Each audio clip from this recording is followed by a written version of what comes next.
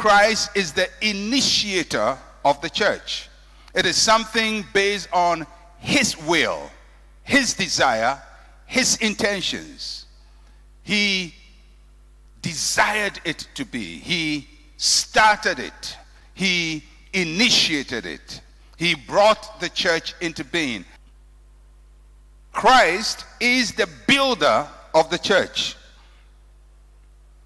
Different people can be used by him, but ultimately he will build the church. He didn't say, Peter, build my church.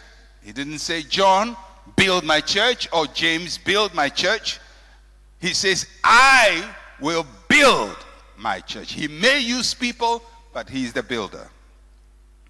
So he is the builder. My church. The church is owned by Jesus. He is the owner of the church. He's the initiator, the builder, and the owner of the church. The church is owned by Jesus. But it is, if you look at the passage, it is built on a rock. Peter said, you are the Christ, the Son of the living God. And then he says, you who just spoke, you are Peter, and on this rock. Now, there are church traditions that feel that Jesus was saying Peter was a rock because his name means rock, Petra or Petros. But Jesus says, you are Peter. And if he was going to build it on Peter, he would have said, you are Peter, and on you I will build my church. No. He said, you are Peter, point number one, on this rock. Which rock?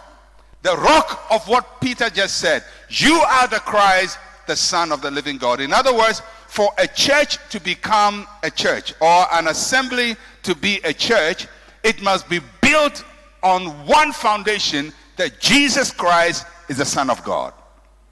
He is the Christ, and he is the Son of God.